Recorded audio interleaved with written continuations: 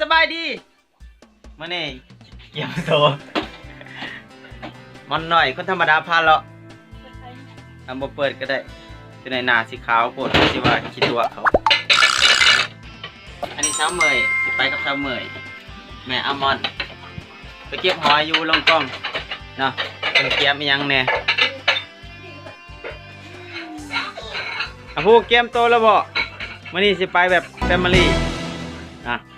สิพาอาคัมพูไปลอยทะเลไปโพดอยู่ทะเลบ่แม่นไปลอยทะเลไปลอยน้ำทะเลกับอามันนะแล้วก็มีสาวแหล่คุณนำพานะนำพาภูไปงมหอยตอนนี้กำลังเดินทางฮัลโหลอามันมิสอามันยิ้มงามเราจะไปวูลงกล้องไปเก็บหอยเนาะไปกินลมชมวิวจากบาทพักเวียกมือหนึ่งโซเฟอร์เฮากันเตรียมพร้อมเต็มที่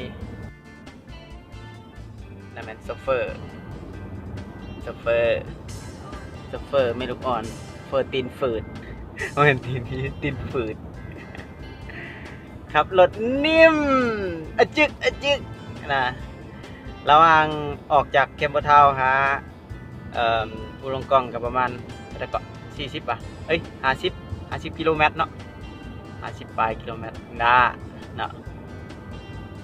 ฮอดบ่ชั่วโมงหนึ่งเลยประมาณครึ่งชั่วโมงเนาะ40 นาทีก็ฮอดโอเคอาชิย้อนรัดตัดตอนเอาบัตรแกชิฮอดเลยเนาะเพราะว่าแกชิถ่ายไปสุดทางนี่มันแบตเตอรี่เบิดก่อนโอเค let's go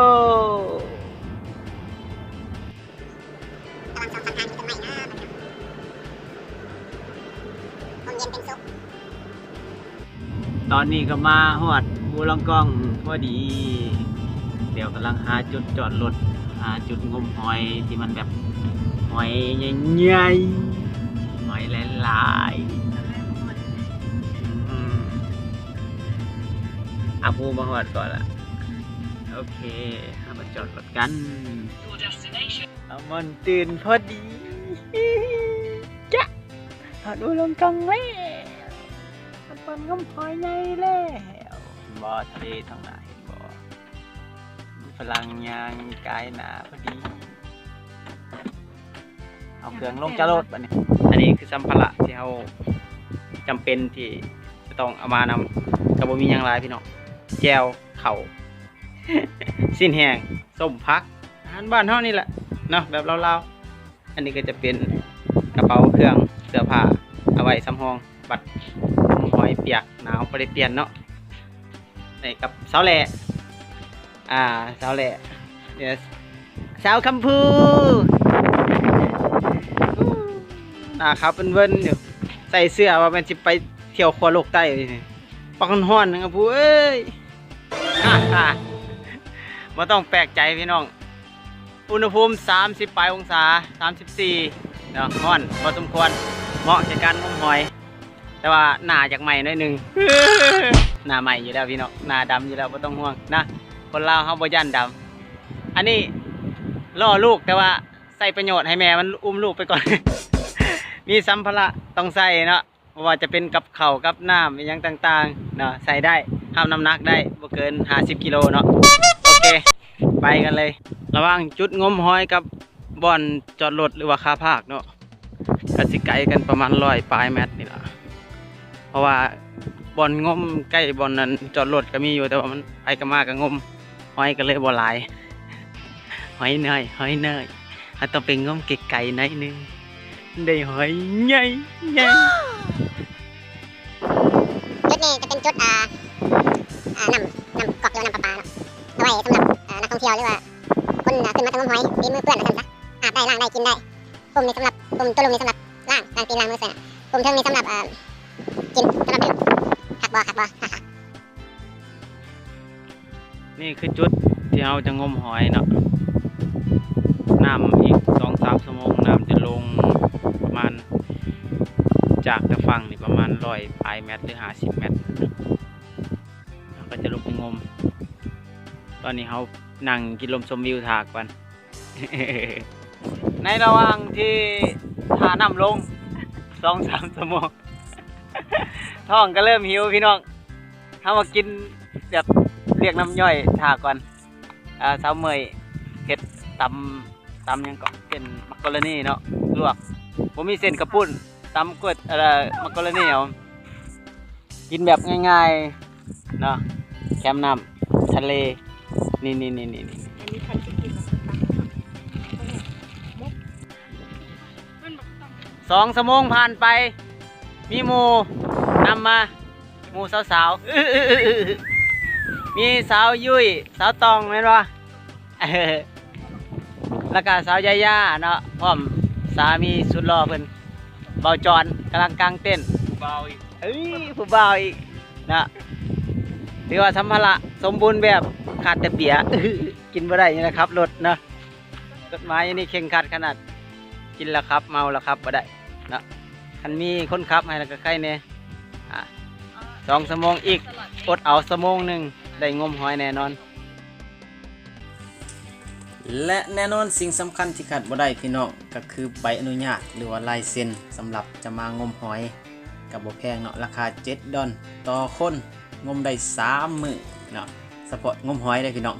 หอยแครงนี่ก็บ่ให้เกิน50 หน่วยต่อคนเนาะแล้วก็หอยเอาหอยก้นยาวๆนี่ก็บ่เกิน20 หน่วยเนาะตามนี่แหละใบอนุญาตโซ่เบิ่งขวามือเบิ่งเอาพี่น้องถ้าผู้ใดฝ่าฝืนหรือว่าเก็บเกินกำหนด50 หน่วย ก็จะถูกปรับใหม่กับโอ้โหละนักเติบได้พี่น้องเนาะเพิ่นอนุญาตให้เก็บพอกินเนาะพอกินแบบครอบครัวบ่ให้แบบเก็บไปขายหรือหยังเพราะว่าเพิ่นอนุรักษ์เนาะเป็นสัตว์อนุรักษ์เอาไว้ให้รุ่นลูกรุ่นหลานเก็บกินนำกันยาวนานเนาะพี่น้องเนาะโอเคสมมาพระควรฮอดเวลางมหอย นี่เกียมสุดแบบตะลุยลงน้ำย่ำห้อย ว้าว ถามมา100 น้ำเป็นบ่เป็นจักคน ประมาณ4 โมงยังน้ำลงแล้วน้ำลงน้อยหนึงพอดีลงไปฮอดก็สิลงหลายอยู่เนาะอุปกรณ์การงมหอยเฮาก็มีกระตาแบบว่ามันจะบ่ขังน้ำไว้เฮาหิวสบาย ให้เต็มกระเป๋าให้เต็ม บ่เอาหลายดอกเต็มกระเป๋านี่ได้ละโอเคเนาะ ไปลุยให้เสมยเป็นผู้ย่ำเครื่องเบิ่งอามอนท่าเบิ่งเด้อคันลมแห้งยังโอเคลูกโอเคไปงมหอยกันชิวๆลุยเลย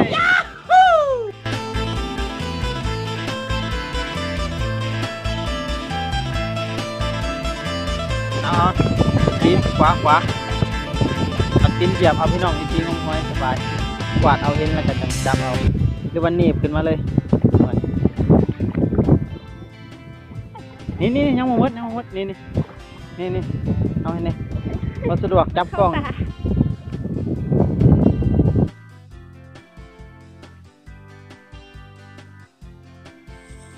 ในระหว่างที่ทุกคนกำลังม่วนซื่นหรือตื่นเต้นกับการงมหอยแครงใหญ่เนาะ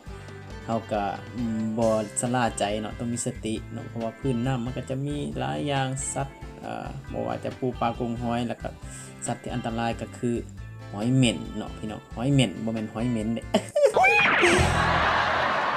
แล้วก็แมงกะพรุนเนาะถ้าผู้ใดไปถือเอาโตมันนี่มันจะเราจะเกิดแสบเกิดร้อนเนาะออกแสบออกร้อนเนาะบางคนก็ได้ไปห้องหมอก็ได้พี่น้อง emergency ก็ได้เนาะอันตรายสุดขอคนระวังสำหรับนักงมหอยหรือว่านักท่องเที่ยวทะเลเนาะความรู้เล็กน้อยภาษาษากะกายว่าเกือบว่ากาย50 หน่วยเลยแต่ว่า2 คน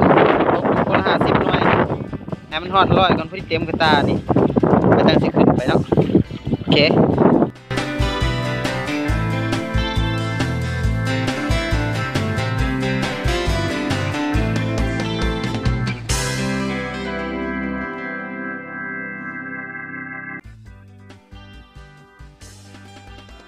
ผู้สาวได้หลายบ่หอยแข้งนั่นได้แต่หอยเน่า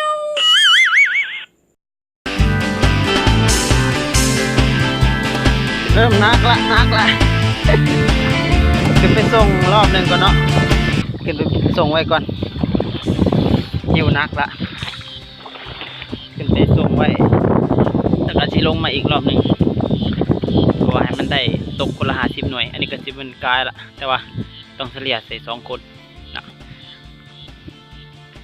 เต็มกระดาษครับ